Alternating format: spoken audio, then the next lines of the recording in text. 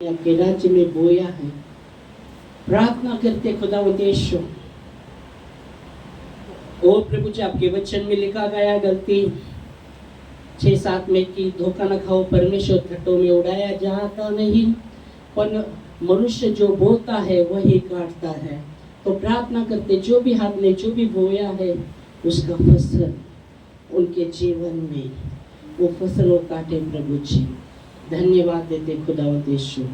आने वाला समय प्रभु आपके हाथ में देते और जैसा आपका वचन आता है सुनने वाला कान, समझने वाला मन दीजिएगा और आपका वचन हमारे जीवन में कार्य करके 100 गुना फल आपके महिमा के लिए यीशु के नाम से आमेन। बैठ सकते हैं। Hallelujah, praise God. प्रभु को महिमा। ये समय है वचन में देखने का, वचन में जाने का और हम वचन में जाते हैं प्रभु के। Praise God. खास करके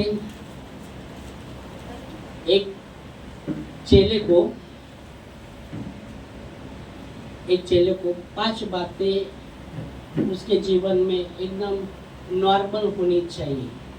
एक चेले के जीवन में 5 बातें नॉर्मल होनी चाहिए। तो पहली बात, हम पहले वो 5 बातों को देखेंगे। तो पहली बात है वो नम्र स्वभाव का होना चाहिए, उसमें नम्रता होनी चाहिए। Praise God, hallelujah. उसमें नम्रता होनी चाहिए। दूसरी बात, उसका वो आज्ञा का पालन करता होना चाहिए, आज्ञाकारी होना चाहिए। दूसरी बात। तीसरी बात, वो उसका हृदय साफ होना चाहिए, मतलब सच्चा होना चाहिए। उसका हृदय सच्चा होना चाहिए। Praise God. और चौथी बात, उसका जो हृदय आराधना का हृदय होना चाहिए। Praise God, hallelujah. उसका हृदय आराधना का हृदय होना चाहिए। और 5वीं बात है कि परमेश्वर का आवाज़ सुनने में वो बहुत ही नॉर्मल होना चाहिए कि वो प्रभु की आवाज़ को सुन सकता और पहचान सकता। वो उसके जीवन में नॉर्मल बात होनी चाहिए। Praise God, hallelujah. तो 5 बातें एक चेले के जीवन के विषय में हम जब देखते हैं, पहली बात वो नम्र स्वभाव का होना चाहिए। प्रेज गॉड, वो नम्र स्वभाव का होना चाहिए। बाइबल में परमेश्वर का वचन हमें ये बताता है, यीशु मसीह ने कहा तुम जाओ सब राष्ट्र के लोगों को चेला बनाओ। यीशु मसीह ने अपने चेलों को कहा, जब आज्ञा के विषय में जब हम देखते हैं तो तुम जाओ सब राष्ट्र के लोगों को चेला बनाओ, उन्हें पिता पुत्र पवित्र आत्मा के नाम से बपतिस्मा दो, जो मैंने तुमको सिखाया उनको मानना सिखाओ, और संसार के अंत तक वो तुम्हारे साथ सदैव हो। आमेन। जो मत्ती के 28 के 19 और 20 वचन में हम देखते हैं कि यीशु मसीह अपने चेलों को कहते हैं, इसलिए तुम जाओ सब राष्ट्र के लोगों को उन्हें चेला बनाओ। उनको क्या बनाओ? चेला बनाओ, और उन्हें पिता पुत्र पवित्र आत्मा के नाम से बपतिस्मा दो, और जो मैंने तुमको आज्ञा दी है उनको मानना सिखाओ, तो संसार के अंत में तुम्हारे संग हो। Praise God, hallelujah. ऐसा वचन कहता है। पढ़ो मत्ती 28 के 19 और 20 वचन में।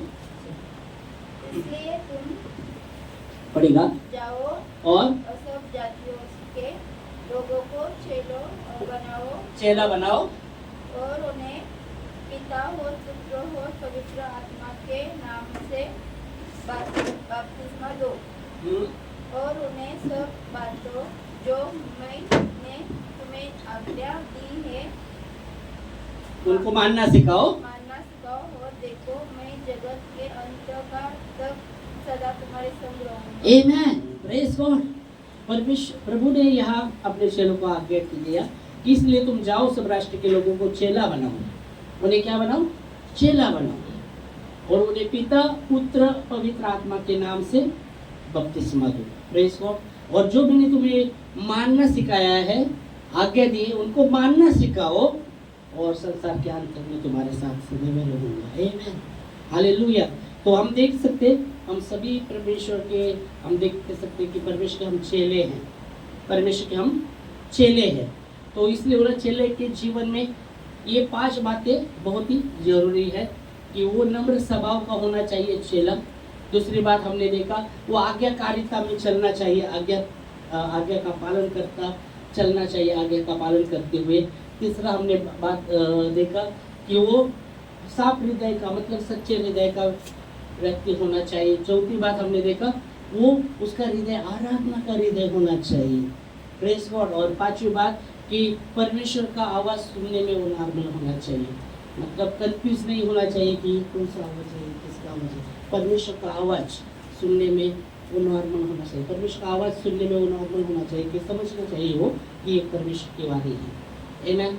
यीशु मसीह ने कहा, हम आते हैं बाद में, क्योंकि वो यीशु मसीह का मेरा भेड़ मेरा शब्द सुनती है और वो उन्हें मैं जानता हूँ और वो मेरे पीछे चलती है, वो मेरे पीछे चलती है। Praise God, hallelujah.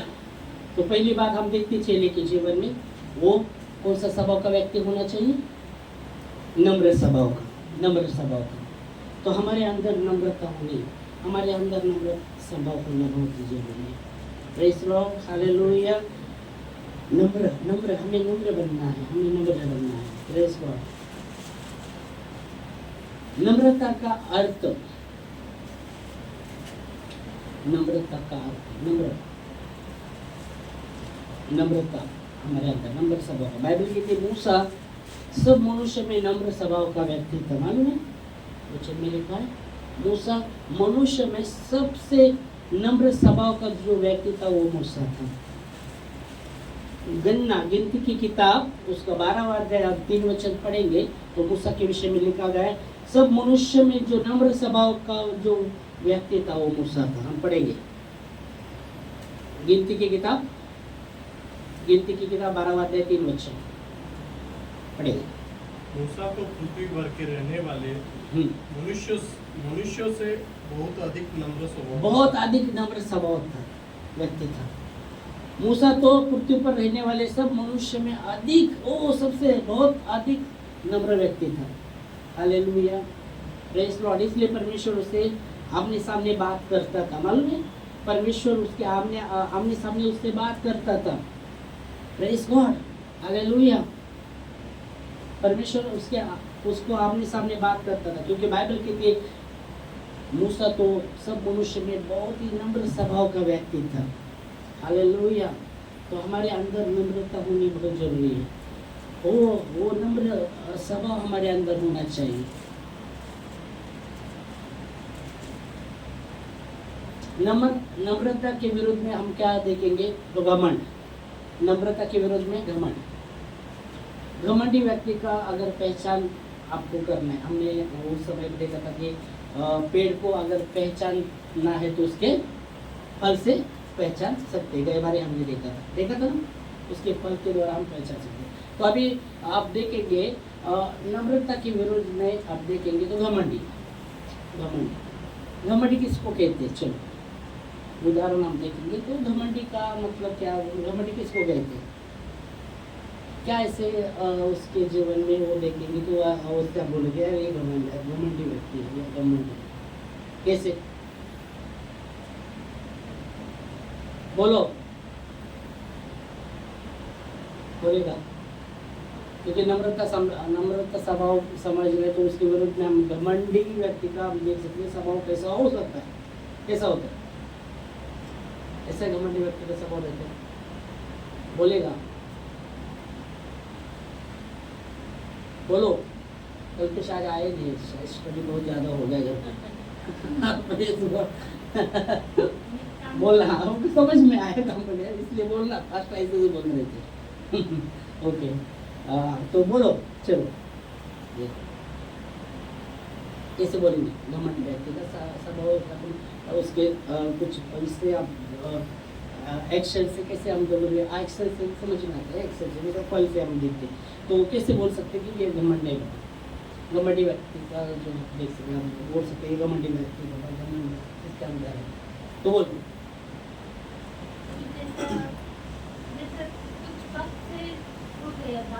कुछ बात से बात झगड़ा हो गया। ओके, झगड़ा हो गया, झगड़ा जी बोल दिया। ओके, झगड़ा हो गया। हाँ, वो बात नहीं करेंगे, वो घमंडी व्यक्ति। घमंडी व्यक्ति मानती है। एक दिन 2 दिन वो बात ही नहीं करता, नम्र व्यक्ति कहते हैं 5-10 मिनट गुस्सा रहता है वो छोड़ देते हैं, वो छोड़ देते हैं। ठीक है, ये बोल रहे हैं, अगर इधर झगड़ा हुआ तो वो जो घमंडी व्यक्ति ना वो बात नहीं करता और बात करता नहीं, नम्र व्यक्ति छोड़ देगा और बात नहीं करेगा, और घमंड नहीं, वो पकड़ के रहेगा, वो एक बोल, ठीक है, वो बोल सकते हैं कि आप बोल रहे हैं ऐसा कि घमंडी व्यक्ति बात नहीं करता, घमंडी व्यक्ति। ओके, और बोलिए, देखना है अपने को ना क्या हमारे में ऐसे कुछ है क्या, तो आपको वो समझ में आता है कि ये बातें तो इसको आपको को छुटकारा चाहिए, हमको वो बातों को निकालनी चाहिए। और क्या बोलिएगा?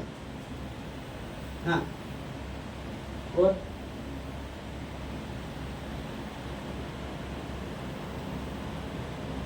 कोई वैसे भी रहता बच्चा, सामने से गया तो बात भी नहीं करेगा, पहले अपने को पहचानते भी रहते हैं, है ना, तो भी बात नहीं करते। घमंडी व्यक्ति के विषय में बात कर रहे हैं। घमंडी व्यक्ति ने सामने गया तो भी बात नहीं कर, वो देख कर भी अपने नहीं बात करता, घमंडी व्यक्ति बात नहीं करता, हाँ? अनदेखा करता है, अनदेखा, उसको लगता है उसने बात करना चाहिए, मैं नहीं करूँगा तो वैसे नहीं करना चाहिए। ओके, तो हम देखते घमंडी व्यक्ति का स्वभाव देखते कि वो बात नहीं करना चाहता पर दूसरे को उसको अपेक्षा करता है वो मुझसे बात करना चाहिए। ओके, है ना?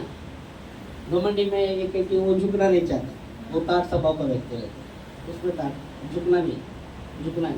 और परमेश्वर का वचन हमें कहता है नम्र बनते। हालेलुया। घमंडी एकदम क्या रहता है उसमें, अहंकार के कारण वो एकदम झुकना नहीं चाहता, है ना? ओके, और तो ताट रहता है, उसको लगता है कि सबने मुझे बात करना चाहिए, सबने मुझे ये करना चाहिए, मैं कुछ हूँ, मैं बहुत कुछ हूँ, तो सबने मुझे बात करना चाहिए। ओके, घमंड ना बहुत ही आसानी से आ सकता है, बहुत ही आसानी से किसी के भी जीवन में आ सकता है घमंड। इसलिए बाइबल कहती है ना घमंड के विषय में, घमंड आसानी से आ सकता है। कुछ दिन के पहले के बाद, कुछ साल के पहले जब हम जैसे अपना न्यू लाइफ में थे, और एक बार क्या हुआ था, देखो कैसा घमंड आ सकता है, और आसानी इसके साथ उदाहरण में बता रहा। तो हमने कुछ वहाँ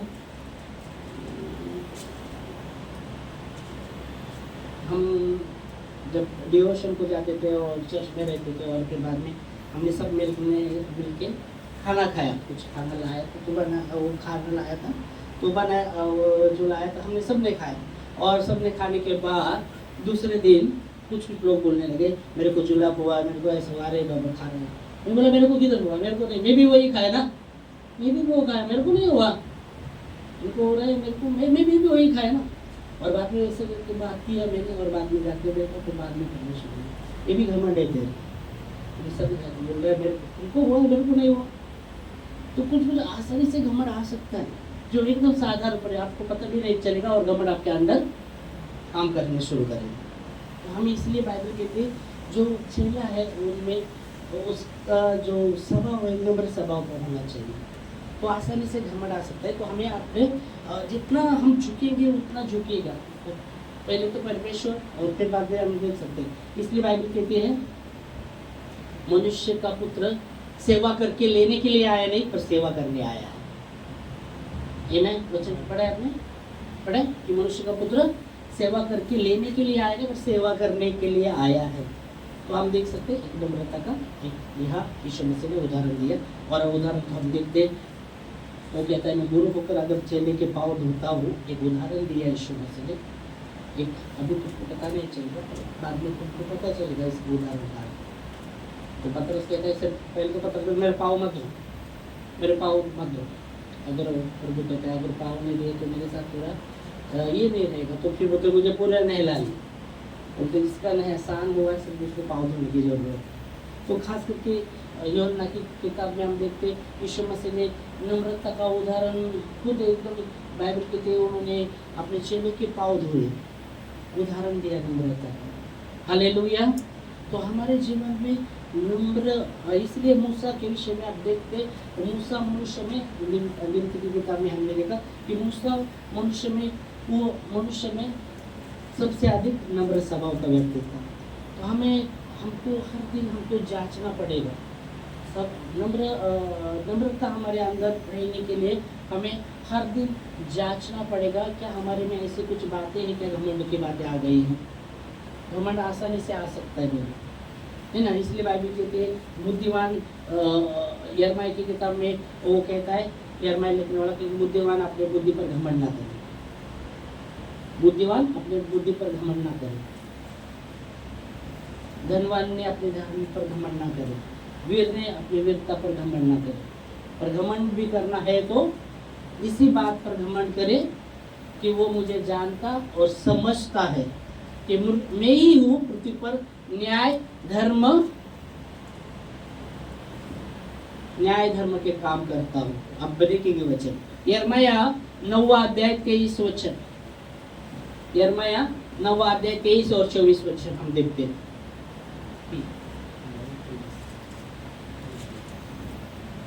पढ़ेगा, जिनको भी मिला पढ़ो। हाँ, यिर्मयाह, यहोवा यूं कहता है, यिर्मयाह की किताब 9वां अध्याय और 23 और 24, यहोवा यूं कहता है कि बुद्धिमान अपने बुद्धि पर, देखो बुद्धिमान अपने बुद्धि पर घमंड ना करे। देखो बहुत बार घमंड आसानी से आता है। आपको कुछ जानकारी हुआ, आपके अंदर जानकारी आया, आपको कुछ शिक्षा आपने प्राप्त किया, ओह मेरे को बहुत मालूम, इसको कुछ नहीं मालूम, मेरे को बहुत मालूम। तो घमंड की बातें बता रहा हूँ, घमंड की बातें आसानी से, इसलिए हो चुका है बुद्धिमान अपने बुद्धि पर घमंड ना करे, बुद्धिमान अपने बुद्धि पर घमंड ना करे। Praise God. बाइबल की बुद्धि भी परमेश्वर ही देता है। नीति वचन 2:5-6 में लिखा गया है, बुद्धि परमेश्वर देता है और ज्ञान और बुद्धि उसके मुंह में है, ज्ञान और बुद्धि उसके मुंह में है। और इसलिए यहाँ कहता है कि बुद्धिमान अपने बुद्धि पर घमंड न करे। पढ़ो नीति वचन दूसरा अध्याय, नीति वचन दूसरा अध्याय 5 और 6 पढ़ेगा। नीति वचन दूसरा अध्याय 5 और 6 वचन।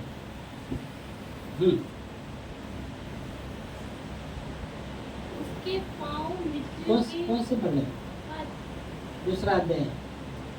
तो तू यहोवा के भय को समझेगा। हाँ, दूसरा अध्याय 5 और 6। यहोवा के भय को समझेगा। और कौन से पढ़ रहे हैं आप? 5 पढ़ रहे? 5 और हाँ, ओके पढ़ो। तो परमेश्वर के भय को समझ, यहोवा के भय को समझेगा और परमेश्वर का ज्ञान तुझे दृष्ट होगा। हाँ, फिर आगे 6। बुद्धि यहोवा ही देता है, ज्ञान और समझ उसके मुंह से निकलती। ज्ञान और समझ की बातें परमेश्वर के मुंह से निकलती है। और इसलिए यहाँ पे याद रखना है कि बुद्धिमान अपनी बुद्धि पर घमंड ना करे। ओके, फिर बाद में हम देखते हैं। इसलिए बोला घमंड की बातें बहुत से आसानी से हमारे अंदर आ सकती है। हमें हर दिन हमें नम्र स्वभाव हमारे अंदर रखना बहुत ही जरूरी है। इस बार हमने देखा नम्र स्वभाव का व्यक्ति, आपने ही बताया कि झगड़ा हुआ और फिर बात नहीं करता, वो बात नहीं करता दूसरे से। वो चाहता है कि वही लोग ही हमसे बात करें, पर मैं नहीं बात करता। वो लोग ही हमको क्या करें, लोग ही हमें आदर दे, हम दूसरों को आदर नहीं देना चाहिए। ओके, तो वो जो नम्र व्यक्ति वो आदर देता है, प्रेज गॉड। नम्र स्वभाव का व्यक्ति वो आदर देता है। पर घमंडी चाहता है, वो किसको आदर नहीं देता, वो चाहता है कि लोग मेरा आदर करें, लोग मुझे सम्मान दें। समझ में आ रहा है? तो इसी अब देख सकते, यहाँ हम देख सकते कि हमारे अंदर हमें देखना जरूरी है। और हर दिन हमारे अंदर नम्र स्वभाव हमको लाना बहुत ही जरूरी। परमेश्वर हमें उठाएगा, पर हमें जब हमको बढ़ोतरी भी मिलता है, पर हमें वो बढ़ोतरी के साथ हमारे अंदर घमंड नहीं आना चाहिए, पर और भी हमें नम्र बनना है। क्योंकि वहाँ हम देखते एक चेले के जीवन में उसका स्वभाव नम्र स्वभाव का चेला होना चाहिए। Praise God, hallelujah. समझ में आया? ओके, समझ में आया। यहाँ परमेश्वर कहता है बुद्धिमान ने अपनी बुद्धि पर घमंड ना करे। फिर आगे पढ़ो, यिर्मयाह 9 के हम 23 और 24 वचन में थे। ना वीर अपनी वीरता पर घमंड करे। फिर आगे, और ना धनी, जो देखो पैसा भी जब किसी के पास आता है उसको भी घमंड बहुत आता है। ओके, तो ना धनी अपने धन पर घमंड ना करे। फिर, परंतु अगर घमंड भी करना पड़े तो जो कोई घमंड करे इस बात पर घमंड करे। कौन से बात पर? मुझे जानता है, वो उसे जानता है, परमेश्वर को जानता है और दूसरी बात समझता भी है। और देखो परमेश्वर को जानना और समझना भी बहुत जरूरी है ना। अब देखते बहुत से लोग जानते हैं ना, अरे हाँ जानते हैं, ओके ओके ओके, पहचाने ओ देखो पहचान होती है, जैसे हम देखते हैं हाँ पहचाने। पर जानना कब होता है? जानना कब होता है? बोलिएगा। पहचान और जानना में फर्क है। पहचान और जानना में फर्क है। तो पहचान हो सकता है, जानना कब होता है? जब उससे बातचीत होगी। हाँ, जब उससे बातचीत होगी, उसके साथ आप समय बिताएंगे तब उसको जानेंगे ना, उसके साथ समय बिताएंगे। पहचान होता है बातचीत किया दोस्त से, बातचीत हुआ, ओके ओके, वो पहचान। जानना कब होता है? जब उसके साथ समय में वो आप संगति में रहेंगे तब जानना होता है। हालेलुया। और यहाँ वचन कहता है वो मुझे जानता और समझता भी है। घमंड भी करना है तो इसी बात पर करें, वो मुझे जानता, परमेश्वर का वचन कहता है वो मुझे जानता और समझता है। फिर आगे बढ़ेगा कि मैं ही पृथ्वी पर मैं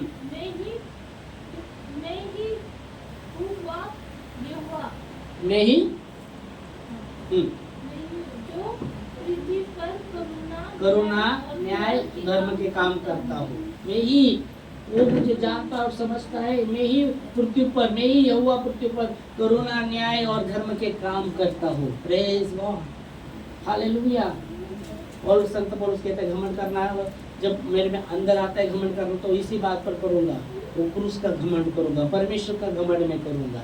hallelujah, praise Lord, hallelujah. Bible कहती है जब आपका और मेरा उद्धार हुआ है ना, हमारे कामों से नहीं हुआ। आपका और मेरा उद्धार हुआ है ना, हमारे कामों से नहीं हुआ। नहीं तो कोई प्राणी अपने आप पर घमंड करे, पर ये परमेश्वर की ओर से हुआ है। आमीन। और इसलिए इफिसियों की किताब में लिखा गया है, इफिसियों 2 अध्याय और 8 और 9 कि विश्वास के द्वारा अनुग्रह से तुम्हारा उद्धार हुआ है, और ये तुम्हारे और मेरे द्वारा नहीं हुआ, ये परमेश्वर का वरदान है, ताकि कोई प्राणी परमेश्वर के, ये कर्मों के द्वारा नहीं हुआ, न कि कोई प्राणी परमेश्वर के सामने घमंड करे, पर ये परमेश्वर के ओर से हुआ है। हम पढ़ेंगे बच्चे, चलो एक वचन लेंगे फिर रुकेंगे, अगली बार हम विश्वास के, क्योंकि विश्वास के द्वारा अनुग्रह ही से तुम्हारा उद्धार हुआ है, और जब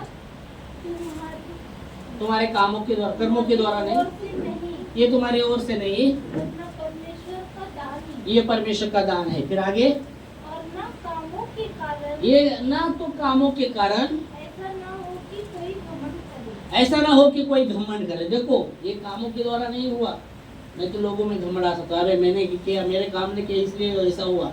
तो इसलिए वचन कहता है ये कामों के कारण नहीं हुआ, ये कामों के कारण नहीं हुआ, परमेश्वर का वरदान है। ओ अगर कामों के कारण होता तो पर मनुष्य में घमंड आ सकता है, अरे मैंने ये काम किया इसलिए मेरा ऐसा हुआ। इसलिए बाइबल कहती है परमेश्वर ने संसार के निर्बल को चुन लिया, शक्तिमान को चुना नहीं, निर्बल को चुन लिया, इसलिए कि जो संसार में बलवंत है उनको लज्जित करने के लिए। अगर वो बलवान को चुनता तो वो बोलते था अरे मेरे बल से हुआ है ना, समझ में आ रहा है आपको, मेरे बल से हुआ है, मेरे बल से हुआ है। इसलिए परमेश्वर ने क्या किया, जो निर्बल है उनको चुन लिया, इसलिए कि जो बलवान को कहते हैं उनको लज्जित करने के लिए, परमेश्वर की महिमा के लिए। आमेन, हालेलुया, प्रेज लॉर्ड। मूर्खों को चुन लिया, परमेश्वर ने बुद्धिमान को नहीं चुना। तो बुद्धिमान कहता था मेरे बुद्धि से हुआ है, मेरे बुद्धि से, मैंने, हाँ मेरे बुद्धि है ना, मैंने, हाँ। तो परमेश्वर ने ऐसा नहीं किया, उनको नहीं चुना, पर परमेश्वर ने मूर्खों को चुना। मूर्खों को इसलिए चुना कि जो बुद्धिमान है उनको लज्जित करेंगे, मतलब परमेश्वर में उसके होने के लिए। Praise God, hallelujah. वो मूर्ख व्यक्ति समझेगा अरे ये तो मेरे से ओर से नहीं, ये परमेश्वर की ओर से है। मूर्ख व्यक्ति हमेशा याद करेगा बाबा ये मेरे से ओर से नहीं, बाबा ये परमेश्वर का, ये बाबा, समझिएगा, समझ में आ रहा है आपको? ओके, वो हमेशा परमेश्वर के प्रति आभारी रहेगा, ये प्रभु आपकी ओर से, ये मेरे ओर से नहीं, मुझे पता है मेरे ओर से नहीं है। पर जो बुद्धिमान कहेगा हाँ मैंने बहुत ये किया इसलिए मेरे, हाँ इसलिए ये परमेश्वर की ओर से, ये परमेश्वर की ओर से। परमेश्वर हमें यहाँ वचन यही कहता है कि जब घमंड भी करना पड़े तो इसी बात पर घमंड करे, मैं यहोवा परमेश्वर जो पृथ्वी पर करुणा, न्याय और धर्म के काम करता हो, उस पर बहुत घमंड करे। और इसलिए बाइबल में तुम्हारा उद्धार कर्मों के द्वारा नहीं हुआ, तुम्हारे हमारे कामों के द्वारा, परमेश्वर के द्वारा हुआ है, ताकि कोई प्राणी परमेश्वर के सामने घमंड न करे। वहां वचन के लिखा है, आपने पढ़ा पूरा, कि कोई मनुष्य परमेश्वर के सामने घमंड ना करे। पढ़ो और ना कामों के कारण